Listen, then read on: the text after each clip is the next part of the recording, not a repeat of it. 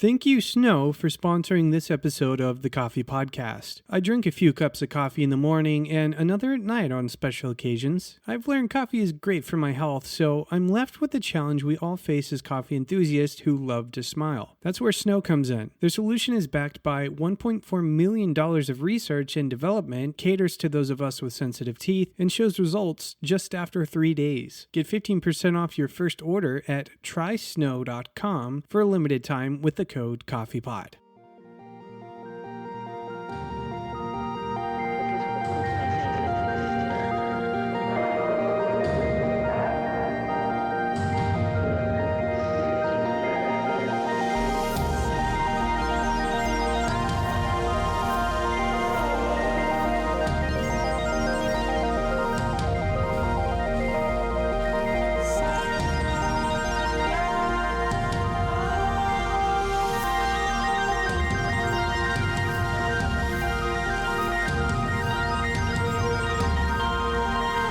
You're listening to the Coffee Podcast.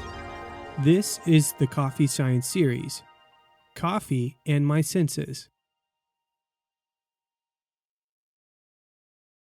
Over or under extracted? Do I like my coffee bold or not? Why do I like this coffee and not that one? These kinds of questions fall into the realm of sensory science, and that is the topic in this episode. This is another one-in-one. First, a discussion about descriptive sensory analysis, then a discussion about consumer preferences and how we rethink, or might rethink, the coffee brewing control chart.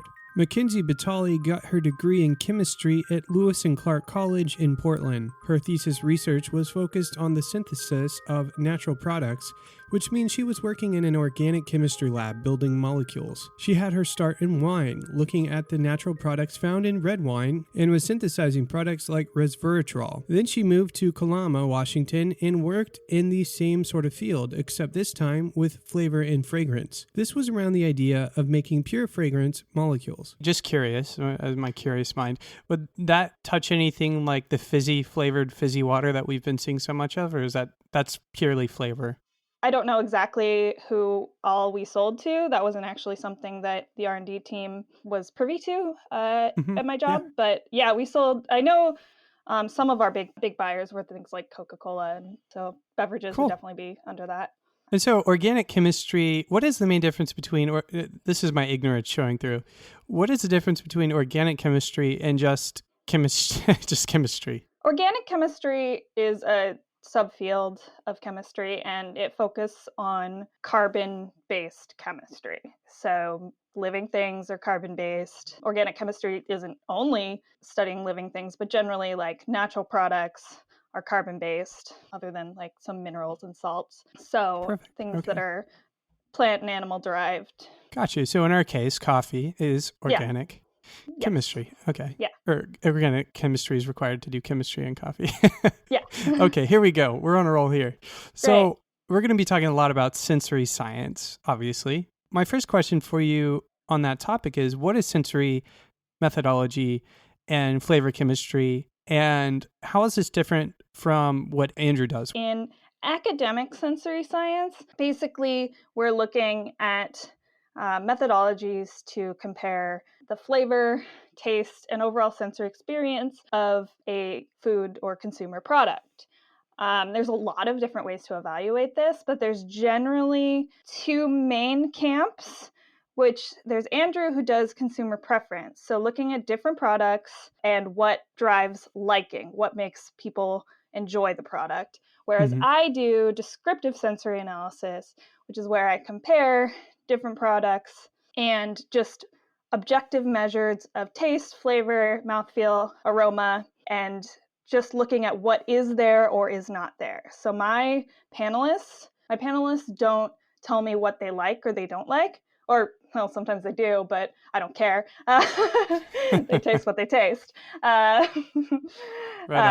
they're filling out a ballot of just, this is sweet, this is a certain intensity of sweetness, it's bitter, certain intensity, and then we connect this back to, when we connect it back to the chemical makeup of the product.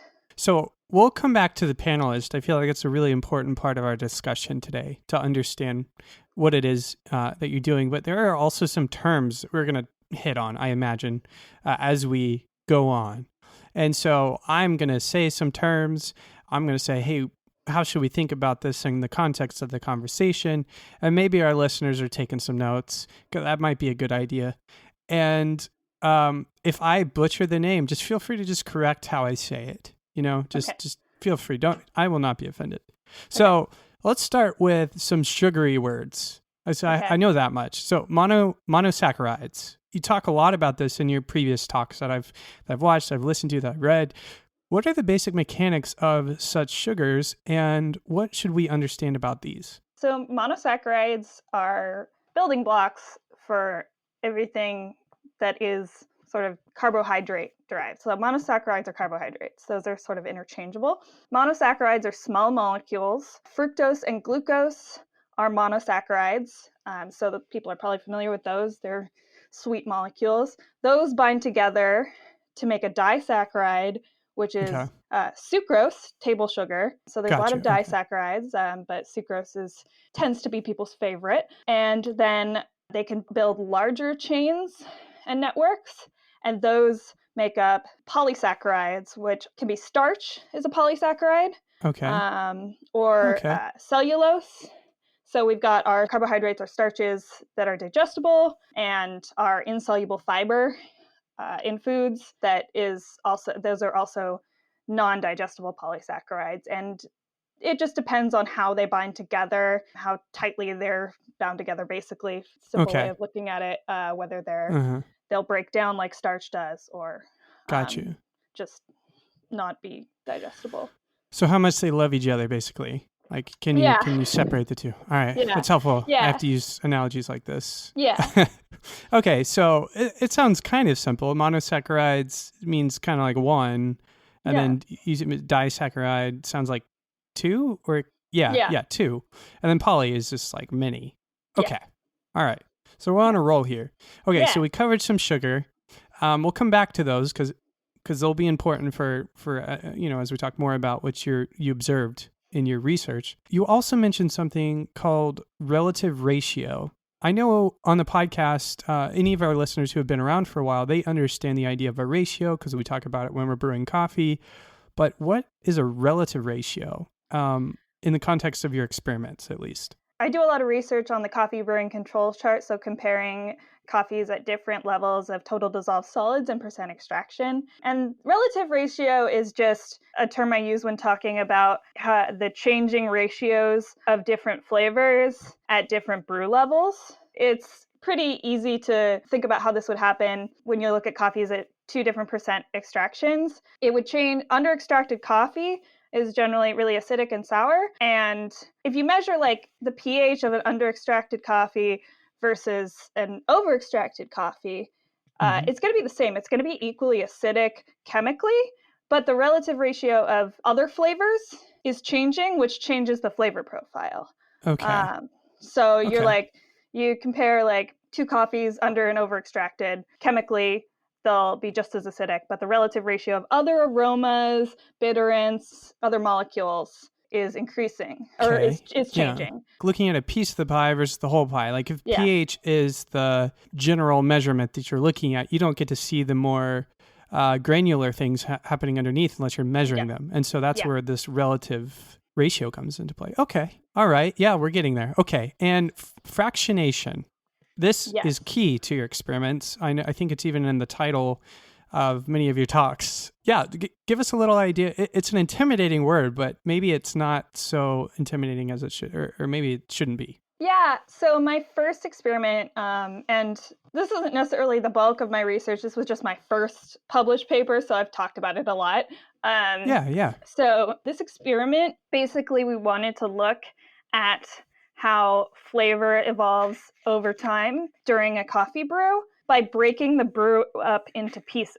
So what I did is I had a large automatic batch brewer. We had Curtis donate brewers for us. Want to give them a shout out because I love them. So we have their large batch brewers. Every 30 seconds during the brew, I would switch the carafe. So start the brew, start the timer as soon as water dripped through, and collect coffee for 30 seconds, and then switch to a new carafe and close up the previous one. And so those were my fractions. So I was breaking the process of a brew down into pieces. So I did a lot in my undergraduate chemistry lab. It's a way of purifying chemicals. So this is a term, I think people use it in distillation too. Sometimes they'll use the term like the first cut, the first fraction. When you're distilling, like that's the methanol, the toxic stuff that you want to throw away. So it's kind of like distilling, but with a coffee brew. If any of our listeners were at home and they were doing an experiment where if they kind of like replicated something you were doing, but at home without all the cool fancy tools, they could say it was fractionation. Yeah. There you go. Yeah, you could very easily do this at home. Super easy with a pour over brewer, like a V60 or something. Just move it from one cup to the next. And then my final term, so we can get out of the world of vocabulary here, is co-extraction, which maybe is a little bit related to the ratio term that we had earlier. I mean, this isn't a super scientific word. It just means like different molecules that follow the same pattern, which likely means that they're chemically similar, like a similar size or a similar structure, because a lot of it relates to the solubility. Different molecules will more readily go into water than others. I guess to think of things that extract together are more alike. Is that the idea? That's not a hard and fast rule. It's not like everything that extracts at the same time is like exactly the same. But all right, I feel like we've sunk our teeth into some terms here. Now let's jump into more of the conversation of quantitative descriptive analysis, which sounds to be your specialty in the sensory science. Is that right? I will say quantitative descriptive analysis, that name is trademarked. What I do is heavily inspired by it, and as well as some methodology by Sensory Spectrum. But I can't say that I officially do quantitative descriptive analysis. Wow, I didn't even know you could do that. I guess. Wow. Okay. Yeah, certain sensory companies trademark their methodology, so like you can only. I don't remember who has QDA trademarked, but Sensory Spectrum has their Spectrum method that is trademarked. Okay, so you can trademark a methodology. See, I'm learning all kinds of stuff here. Yeah. Wow, this is great. Well, let's jump into the questions here. This is probably the biggest question people are going to have, or one of them. If taste is subjective, how does a scientist like you run experiments with reliable results? Totally subjective. Like the basic taste, what you experience on your tongue, it's just bitter, sour, sweet, salty, and umami. Those, everyone will experience those pretty much the same way. The only difference is some people are more sensitive to tastes than other people. This is like the concept of a super taster or... Okay, yeah. That's why we use a lot of panelists. So I usually have 12 people. I'm not looking for like a hard score that this coffee is an 8 out of 10 in bitterness or something. We're just looking at trends, and I'll use statistical methods to recognize the trends, and we're just looking at, is this coffee more intense in this thing than the other coffee? And it's okay if one panelist rates coffee A as a 3 out of 10 in bitterness, and one panelist rates coffee A as a 7 out of 10. But then they both rate coffee B as higher than coffee A. Okay. It all kind of averages out. And then if there's anything where they're not consistent, I just don't report. I don't make any conclusions based off of that. I won't make claims one way or another if the panelists don't seem to be consistent. If I do a study and I don't see differences in a certain attribute, or I don't report differences in that, it doesn't mean it's not there. It just means that my instrument, my panel, my analytical tool did not pick up on those differences. I see. You said, it's a direct quote here, quote, descriptive sensory analysis in food science does require pretty extensive training. That's the end of the quote. What does that training look like? So this also ties back into your previous question. So I said taste is not really subjective. Flavor can be. Things that are aroma-based, everything on the flavor wheel, that is kind of subjective, because let's take a strawberry, for example. People will say they taste strawberry notes or something, or berry notes in coffee. But a strawberry is made up of so many different aromas. What we recognize can be cultural. So people will define things based on what they're familiar with when they're naming aroma, flavor notes in coffee. So what we do to align this is we get all the panelists together. We usually have like 4 weeks of training, like 2 Wow. or 3 Okay. times a week before I Mm-hmm. start an evaluation, and they'll taste the coffees. Part of my methodology is that I don't present them with a list of things I want them to evaluate. I let them taste the coffees. They write down what they taste. I just give them the flavor wheel to sort of inspire them. And then they discuss and agree on things. We decide which flavors are most important to evaluate, because I'm not going to put, cinnamon on my ballot if the coffee Mm-hmm. we're evaluating doesn't have that flavor note in there. There's no Okay. point Yeah. in training them on that. So they taste the product set. They don't know the treatment of the product set, but they taste it. They evaluate it. They discuss. Then I bring in reference standards. So I will bring in, they taste citrus in the coffee. I'll give them like sliced lemon or grapefruit, or like a blend.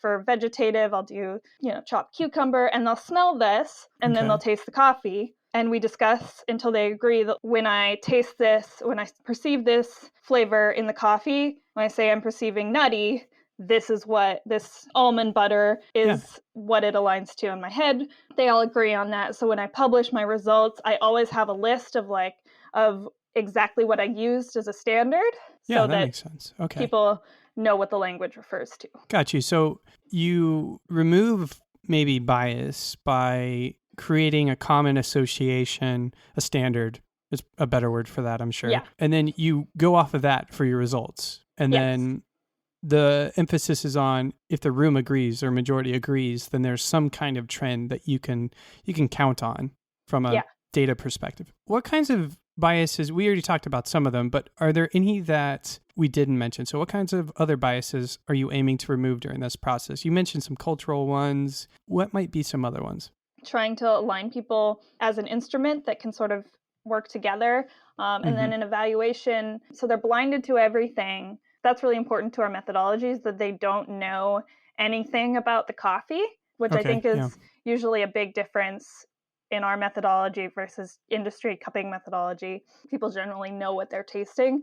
So not knowing anything about the coffee, it allows them to remove any expectations they might have. They don't know the roast level. I mean, some who are well familiar with coffee can usually guess, but they don't know the roast level, the origin, how it was brewed, anything other than that it's some sort of drip or filter coffee. Okay.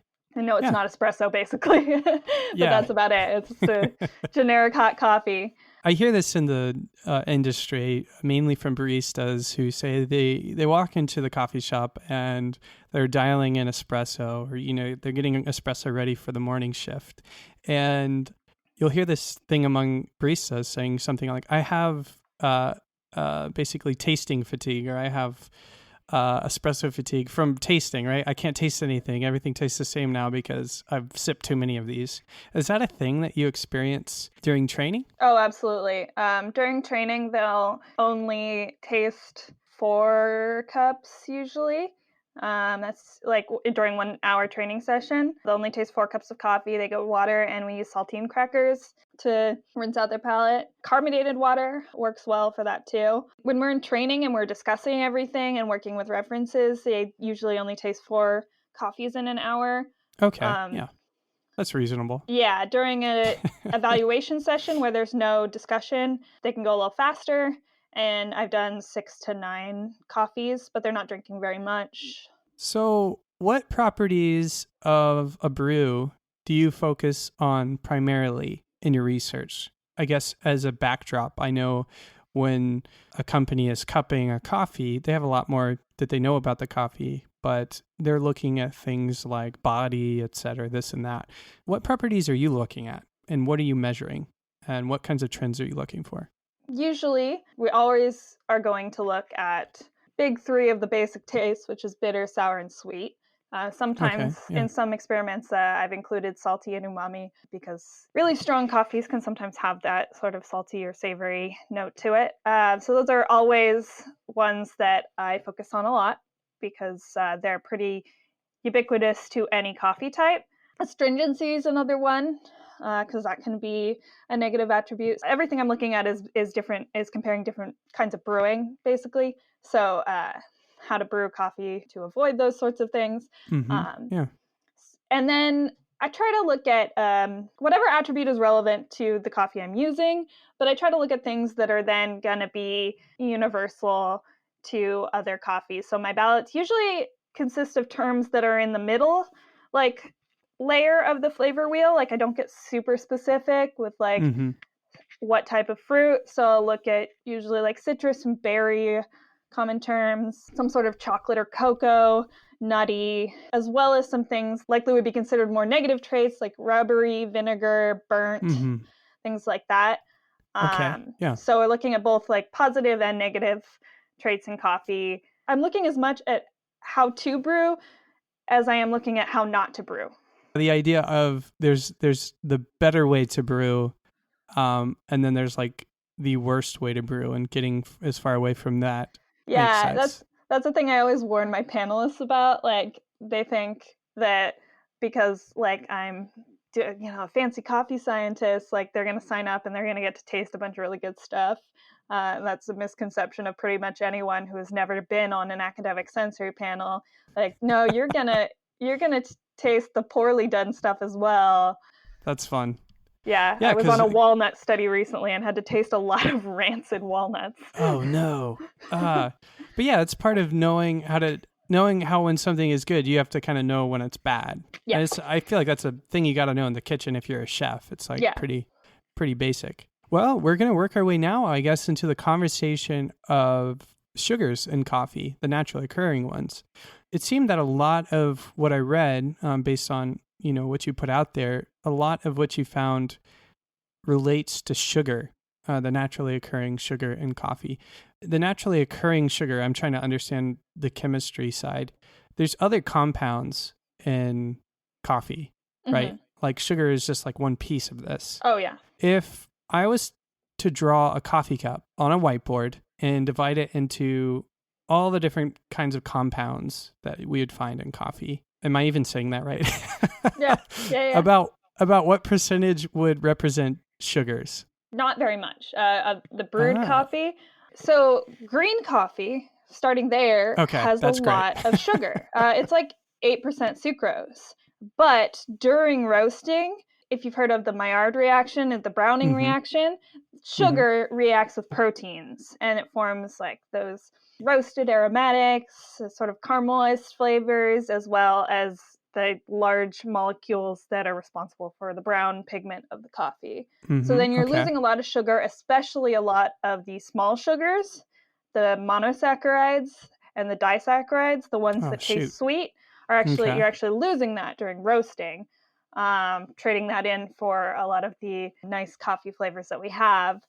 But then roasted coffee, when we're taking into account like the polysaccharides, large ones, I don't remember exactly off the top of my head, but I think it's at least like 30 to 40%.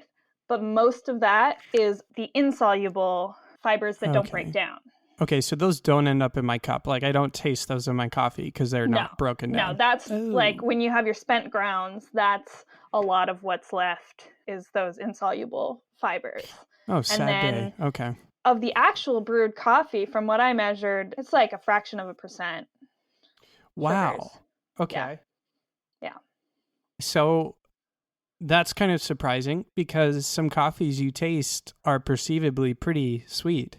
Yeah. And I only measured one type of coffee, but it might be higher in some other varietals, but not a lot of sugar survives the roasting process. And I wonder if my listeners understand how much it costs. As I put it in our questionnaire, how much does it cost to measure a spoonful of sugar? And I'm obviously making terrible jokes here, but you've alluded to the fact it's not cheap to measure the sugar in coffee. Can you explain that to us? Well, it's not cheap to get an exact breakdown of the specific monosaccharides that are in coffee. Okay. you can measure sugar and things relatively inexpensively. People do it in brewing with the hydrometers. Okay.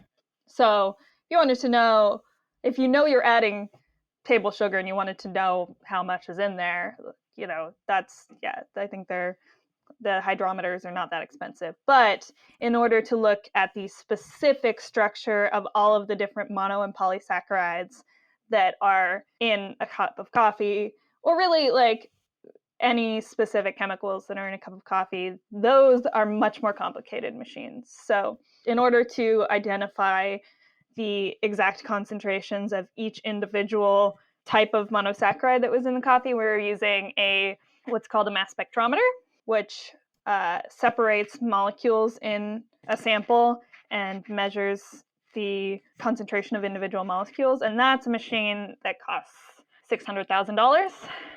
Okay. Yeah. Yeah, That's not we too have to cheap. pay a couple $1,000s a sample to run those measurements Wow. in the chemistry department here. Yeah. The professor Carlito Labria, who runs the mass spectrometry facility, has a bunch of these different machines because they measure different things better. So different machines are needed for different chemicals. Oh, wow. And he jokes that it's around the same price as a nice neighborhood in Davis. Each one of those machines costs as much as a home in Oh, man. Davis. That's pretty wild, but Yeah. it's able to give you a more specific look into what's actually going on deeper. What we saw looking into specific composition was that the concentrations of the sweet active molecules, the fructose, the glucose, and the sucrose, was well below the established human sensory detection threshold. There's a lot of arabinose, galactose, and mannose in coffee, which are other monosaccharides. Okay. But those aren't nearly as perceptibly sweet. Okay. So the ones that actually really contribute to sweetness are at very low concentrations. And like I said, I only measured one coffee type, but based on these results, I highly doubt actual sugars are responsible for perceptible sweetness in most black coffees. That's kind of a big deal, right? Yeah. Yeah. And so like, this is my hypothesis. I'm not like, I Yeah. don't have enough data to like say this for sure because I haven't yeah. measured every single type of coffee. Based on my knowledge of coffee composition, that's my hypothesis. See, if this was a movie about coffee or something, I would have played really cool sciencey music right there when you said that, because it felt like just like a mic drop, like a Yeah. science mic drop. Who knows? Maybe I'll do something goofy like that. So, I mean, yeah, the idea that the perception of my coffee being sweet isn't actually coming from sugars in the coffee. I mean, it makes my brain hurt because I'm already not super familiar with the chemistry like you have that understanding. And so I'm assuming this must have something to do with aroma. Yes. Okay, that's just a totally wild guess. I mean, it hasn't been specifically documented in coffee, but in various sensory literature, it has been shown that the perception of aromas that your brain associates with sweetness, things like vanilla or chocolate or fruity, those sorts of things, they'll trick your brain into perceiving more sweetness.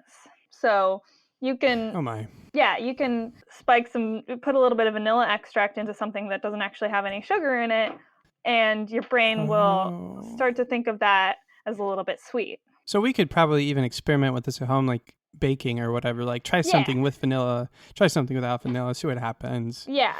It's also maybe a good way to curb those sugars in your life. Be like, I want this to taste sweet, but I know there's a trick, and I'm going to just throw some, this is some good stuff. I mean, to me, I think that's why people like the, fruity flavored sparkling waters when they're trying to cut out soda. It tricks your brain when you're tasting the, berry sparkling water, thinking you're tasting a little bit of sweetness. Okay. And there's no sugar in it. All right. Well, you mentioned spiking cups of coffee with vanilla or something. I heard you were doing this. I don't know if it was in your experiments or not, but what was that all about? That was a training exercise. So we had our reference standards during training. This is always my favorite part of training because the panelists both love and hate it. Sometimes I would use the study coffee, or sometimes I'll just, depending on the study, I'll use a generic coffee.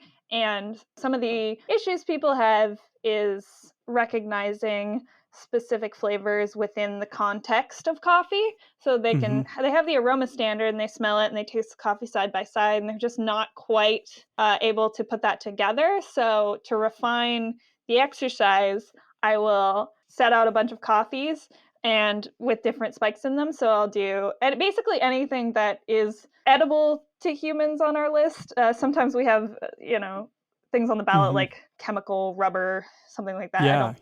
I don't make them taste anything that's unsafe, but I'll I'll put some vanilla extract or some like apple juice, just a little bit, like lemon juice, things like that into the coffee, and then they taste it and they have to guess what I spiked in it. So it's training them to recognize these flavors in coffee. And I don't do it very strong. I have done that in the past, and that's unpleasant for people. So sometimes it's good, and sometimes the vinegar or MSG spiked coffees. It's giving me some bad memories actually of what you just said. I remember when I was younger and my brother like spiked my soda with salt when I went to the bathroom. No. So I'm able to really perceive salt now in cups. So anyway, based on your observations overall, I know that you've been doing a lot more research than even what we're able to talk about on the show right now. What is happening compositionally as time progresses in a brew of coffee? So you talked about those fractions. We didn't go too deep into it, but I'd like for our listeners to hear your observations based on that research. Basically what's happening, so we're just talking about drip brew, but you could probably extrapolate this to other types of brew. You've got water hitting the grounds, and you've got each coffee ground is its own little sphere. And as water hits the grounds, first of all, what you're getting is everything that's on the surface that's really water soluble. So that's why under extracted coffee is really acidic. You're getting a lot of the acids, the small acids like acetic and citric acid, quite soluble. They'll go readily into the brew. And then you've got water soaking in to the grounds and staying in the coffee grounds, soaking into each little individual particle. That increased contact time, as well as the turbulence from water passing through the grounds, is what then starts to dissolve things that are a little bit less soluble. So based on the structure of different flavor molecules, some things are very polar, like water. Those will dissolve really quickly. Some are a little bit less polar, like oil, and will not quite so readily just release from the coffee grounds into the water, but with more time and turbulence that will eventually transfer into the cup. So more contact time with the grounds, you're getting more of those flavors that are maybe a little bit less soluble. There's actually a really interesting paper on this, looking at it's called The Kinetics of Coffee Aroma Extraction by Frederic Mista. I'm not sure I'm pronouncing his name right, but he co-authored a chapter on chemistry and the craft and science of coffee as well, and talks about this. Yeah, we'll have to link to that. Yeah. With respect to mass transfer, which is something I've heard throughout conversations just as I've been developing this series, are there any standout compounds you might consider to be untapped potential in our roasted coffee? It's strange to me that these compounds exist, but they're not like really ending up in the brew. I don't think so much there's like untapped potential in there. There's stuff that we could be extracting that we're not. We still haven't identified everything. I see new papers coming out all the time that are identifying new compounds in coffee that either contribute to flavor or contribute to enhancing flavor in different ways. Just learning more about how all the different flavors interact.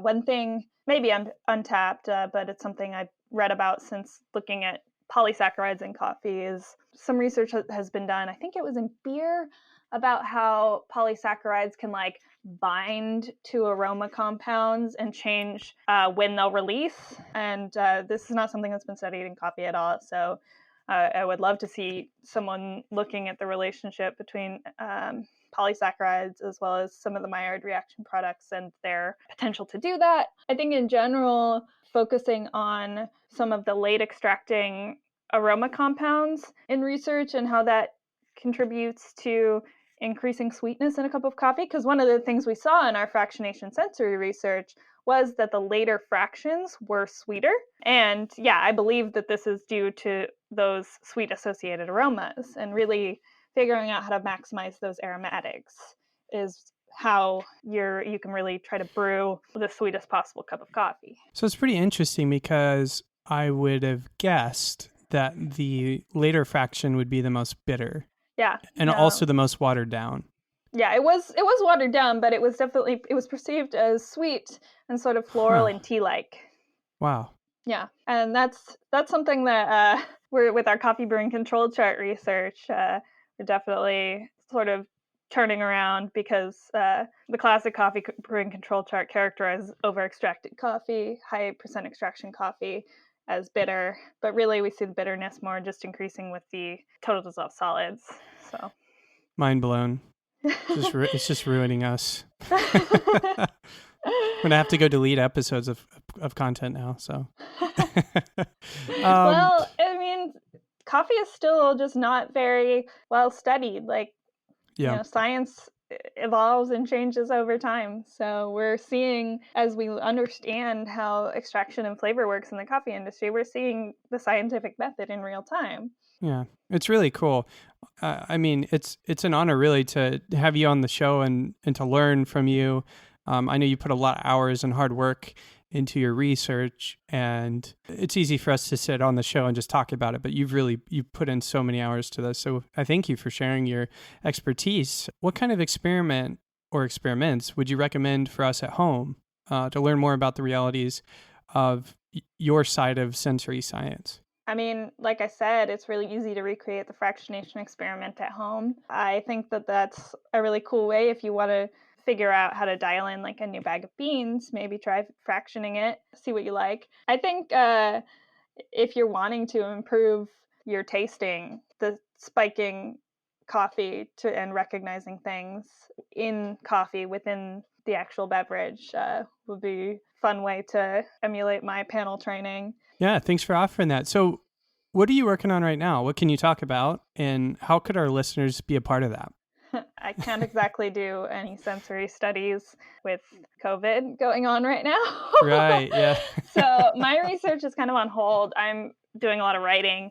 So some of the stuff I'm writing up.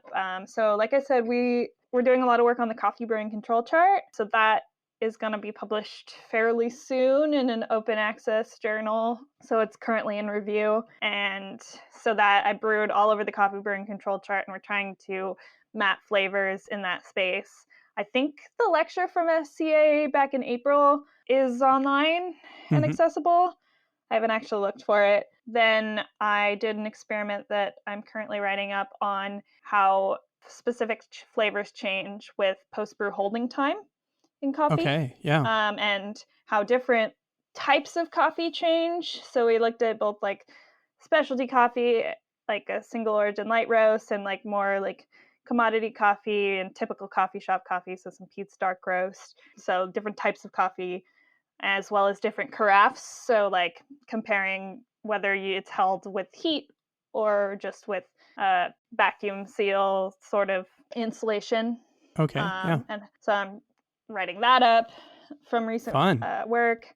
We're focusing a lot now that we sort of determined that sugars weren't the most important focus.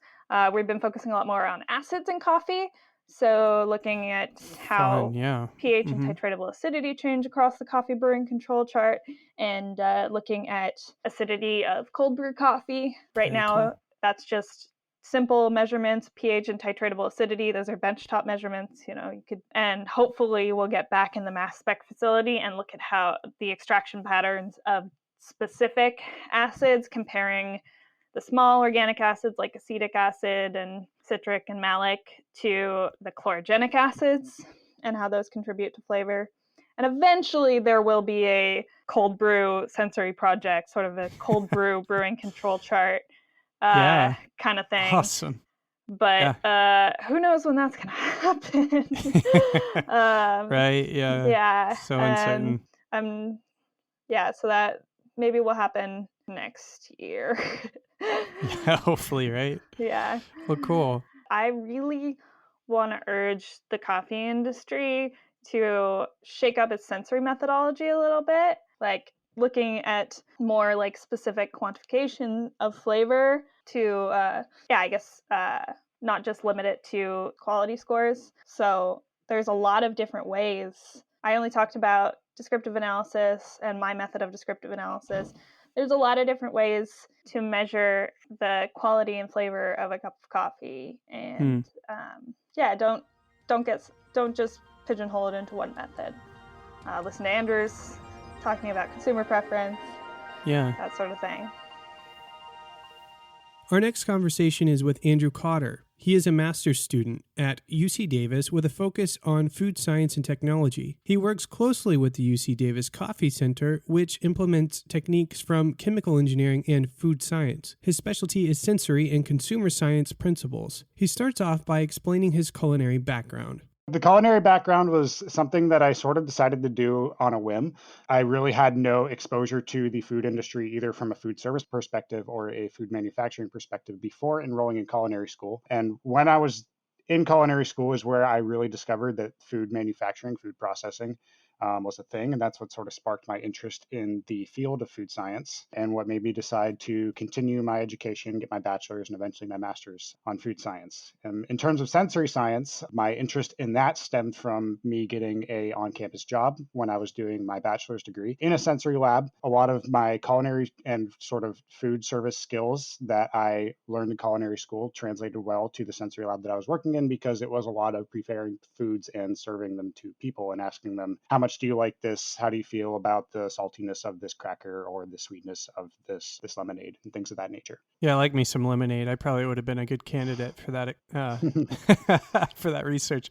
It's clear that you have a specialty in the sensory side specific to the consumer perception. In your own words, what is sensory science and what does it have to do with coffee? And why should we care? Why should our listeners care? So sensory science is a discipline within food science and like consumer research and things of that nature, which really focuses on how foods and other consumer goods are perceived by humans using the 5 basic senses of sight, touch, sound, smell, and taste. Whenever someone interacts with a product, there are sort of a few basic processes that go on. One such process is the perceived experience from the raw sensory inputs, which would answer questions like, what is this like and how intense is this experience? That's more on the descriptive side of things. And what I focus on specifically as a consumer scientist is the hedonic experience, where we sort of take all those sensory inputs and we classify how much we actually enjoy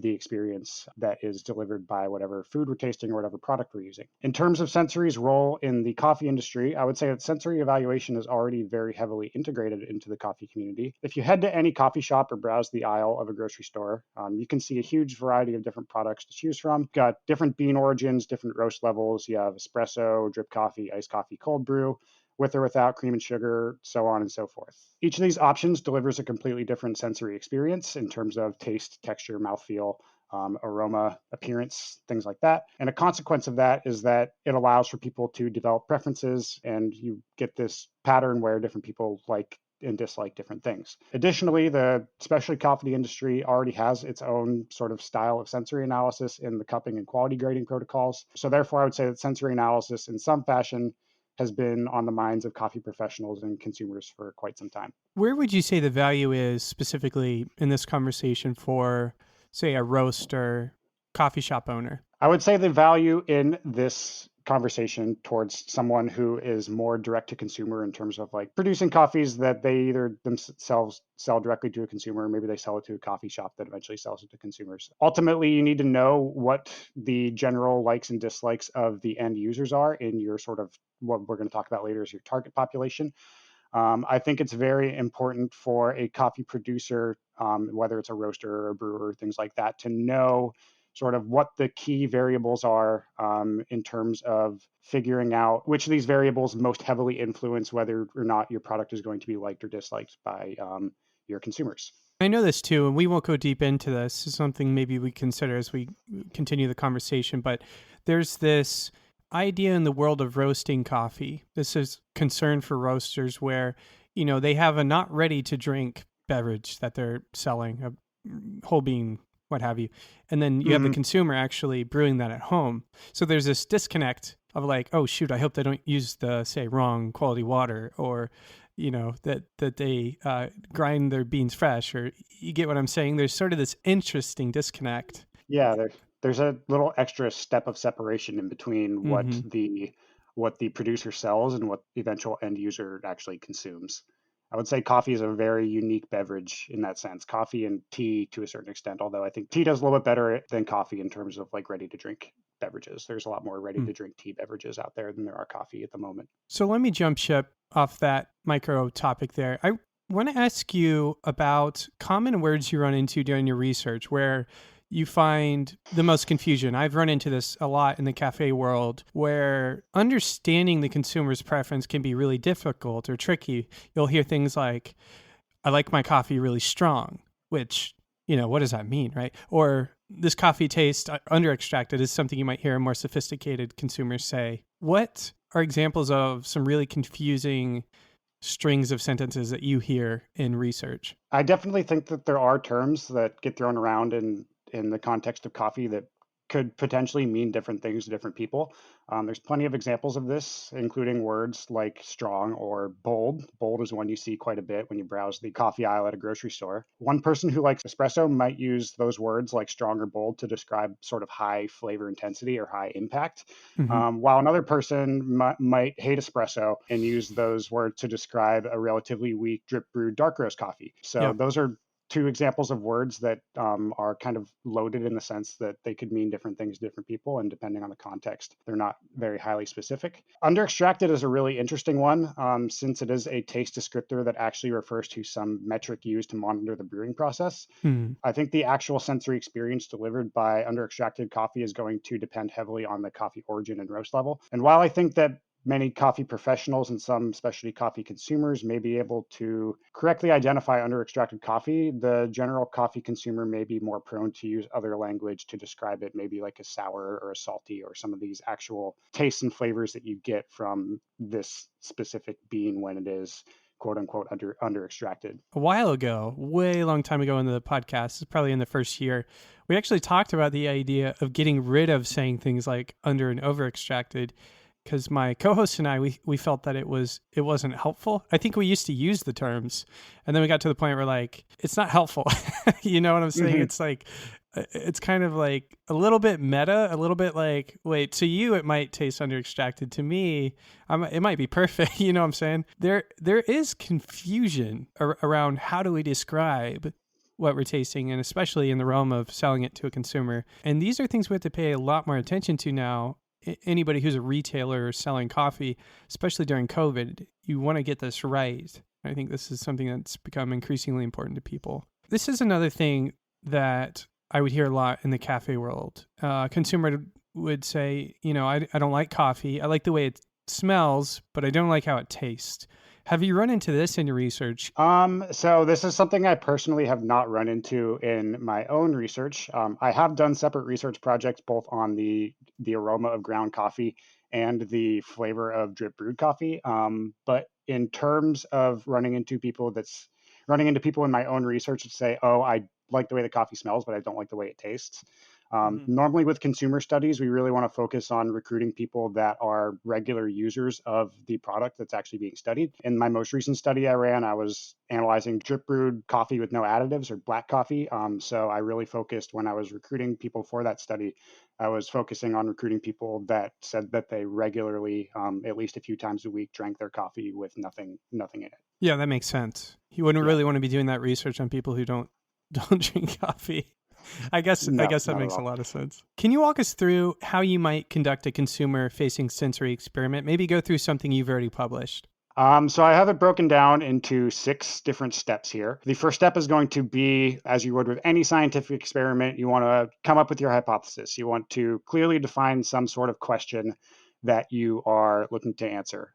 In the context of my most recent project I did, it was, does the coffee brewing control chart, the total dissolved solids and the extraction percentage, have any sort of impact on the consumer acceptability of these drip brewed black coffees? Step number 2 is going to be to select your sample set. And what you really want to focus on when you are picking out the coffees that you want to evaluate is that you want to pick a set of products that will answer your question without introducing any confounding variables. So, for example, let's say your hypothesis is that more people generally prefer light roast over dark roast coffee. You might randomly select 3 single origin coffees and roast each of them to light and dark for a total of 6 samples that you need to taste. What you would not want to do is to just go to the grocery store and pick out any 3 random light roast and any 3 random dark roasts, because that could introduce what are known as confounding variables, which are variables that you didn't really correctly control for. So if you were to just go to the grocery store and pick out these 6 different coffees at random, yes, they might vary in their roast level, but they also might vary in their freshness, their bean origin, or whether or not the coffee was blended or single origin. And any effect that you find due to what you think is roast level could actually be due to any of those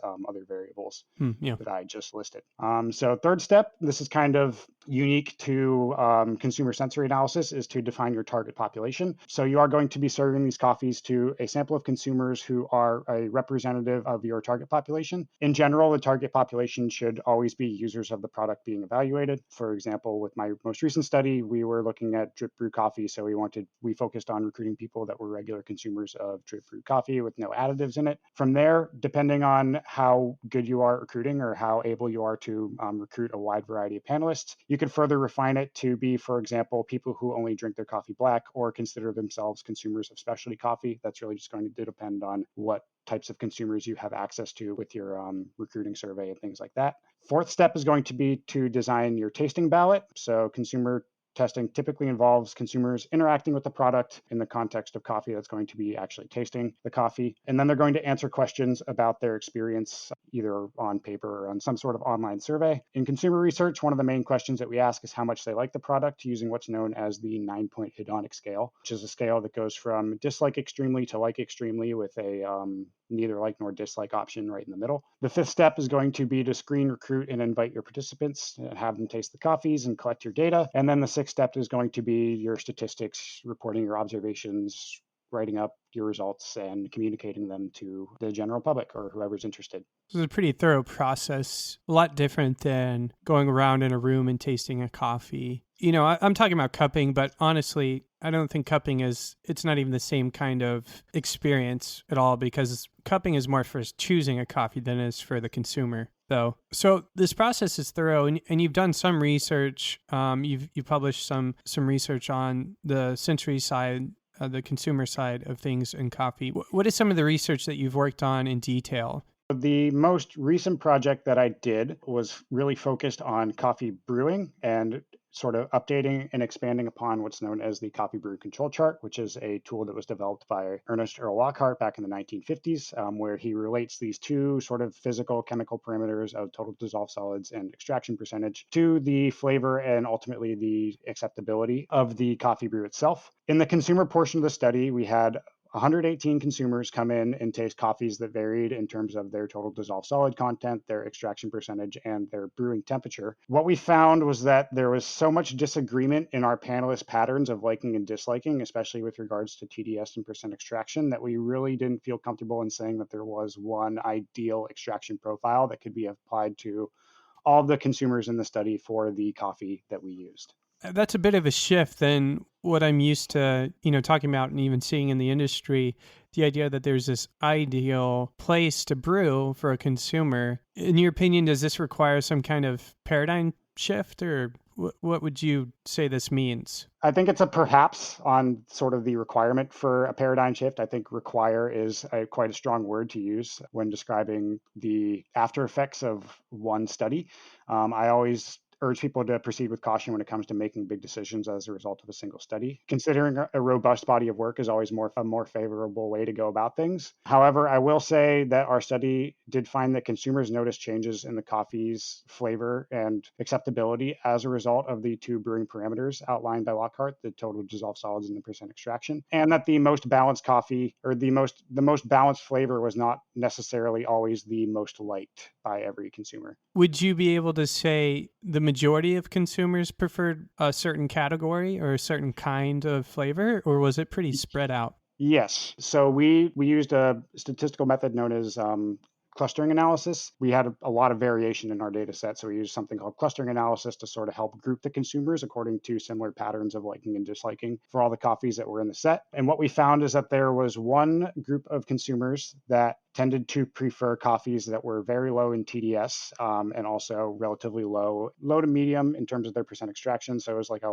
their sort of quote unquote ideal extraction profile was around 1.0 TDS and anywhere from like 18 to 22%. Yeah, anywhere from like 18 to 22% extraction. And then our other cluster of consumers really tended to prefer some of the higher TDS coffees, somewhere north of like 1.35. And they actually displayed something really interesting where within that higher range of TDS, they actually liked the low extraction and the high extraction more than what would be traditionally be considered to be the ideal extraction percentage in that sort of 20 to 22% range.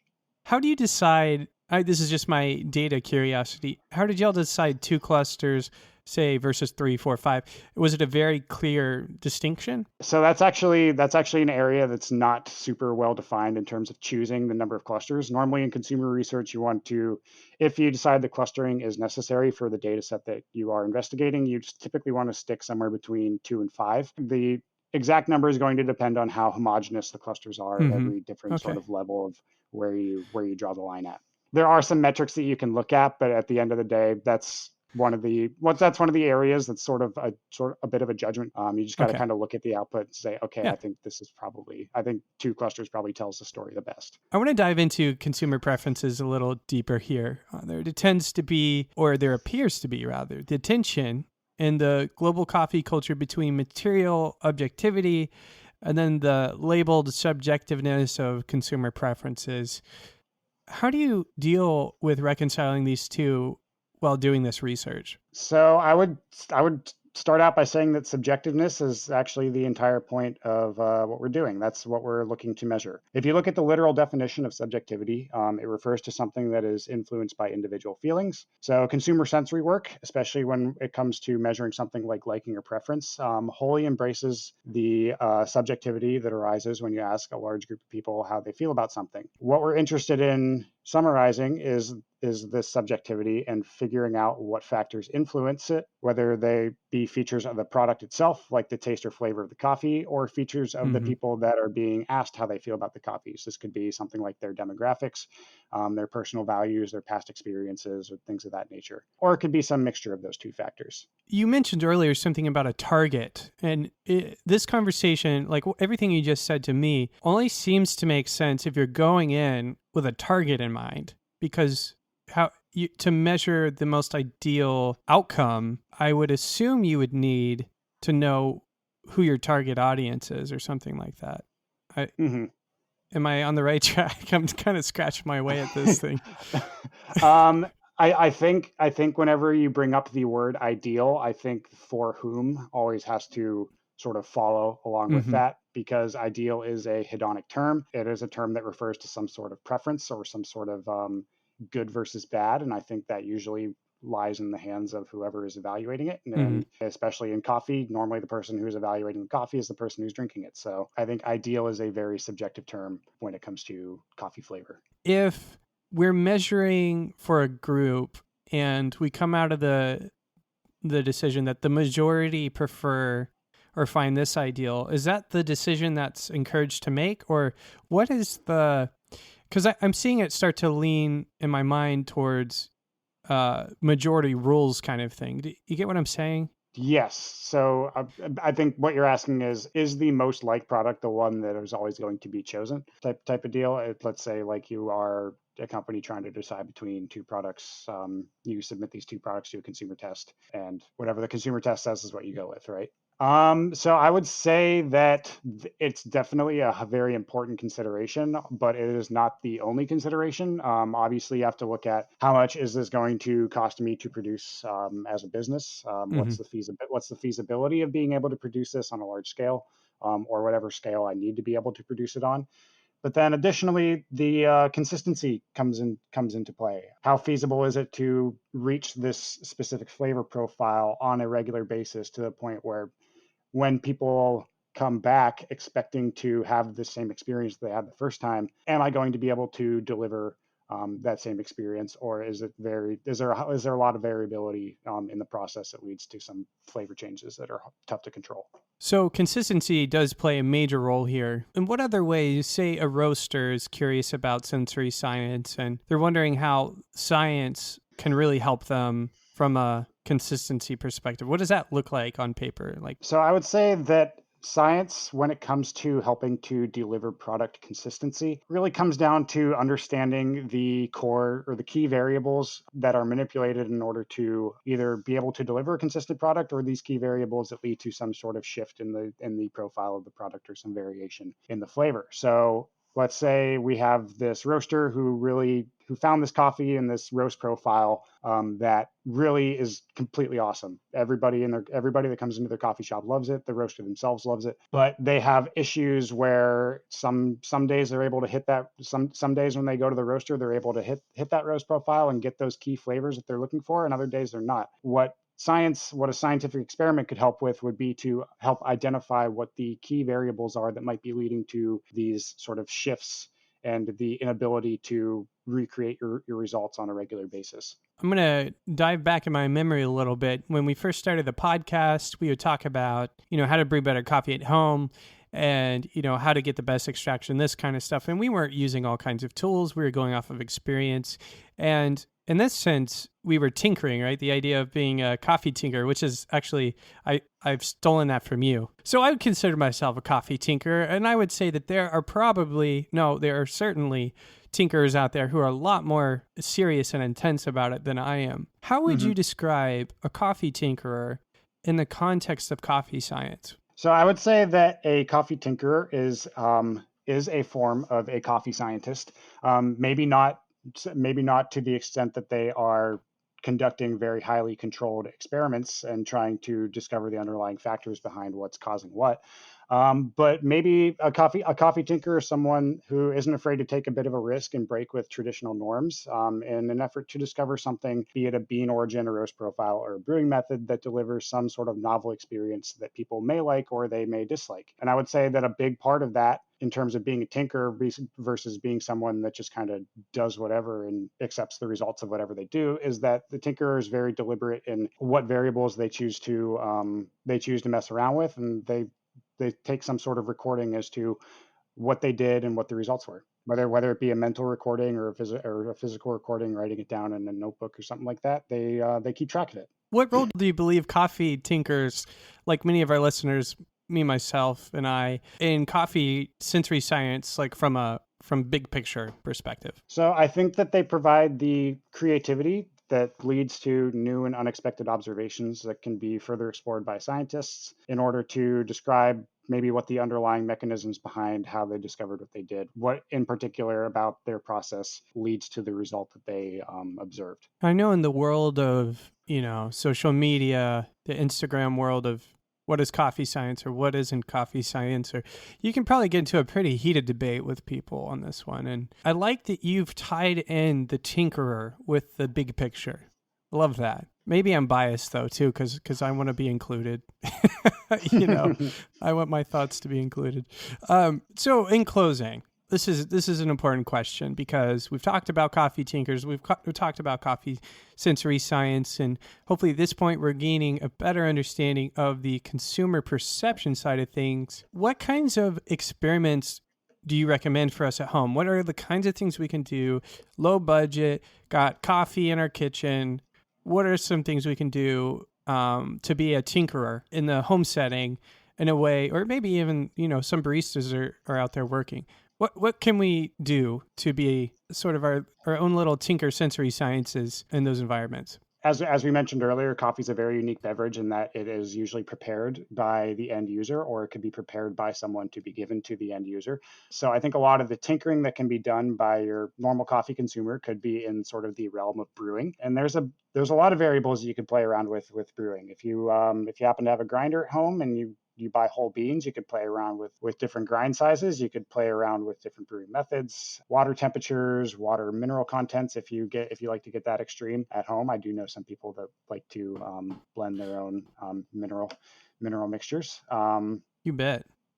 Yeah, play around with different filters, but I think really what separates the tinkerers is that they are deliberate. They try to take sort of detailed observations as to what the end result is in terms of, say, them be the flavor or the mouthfeel, and maybe they can share those results on social media. They could say, "Hey, I was messing around with some different brewing methods at home using this bean. I got this really cool flavor that I liked, and I want to see if anyone else can recreate this result." When our listeners walk away from this conversation, what do you want our listeners to have learned? What I want your listeners to have learned coming away from this conversation is that they should not be afraid to state what they like and what they dislike, and don't be afraid to brew coffee the way you like it. Really, what our research showed is that there is no wrong answer when it comes to the ideal extraction profile. It is really highly individualized. There's no wrong answer when it comes to what you like and what you dislike. It is completely up to you. Don't feel like you have a bad palate if you happen to like coffee that is really, really strong and really under extracted. We covered a lot of ground in this episode. We learned about the role of descriptive sensory analysis and of consumer preference, and how science plays a role in understanding both. Next week, we hear about what is happening and what is next for the UC Davis Coffee Center with its director, William Ristenpart. Thanks for tuning in, and as always, and until next time, happy brewing.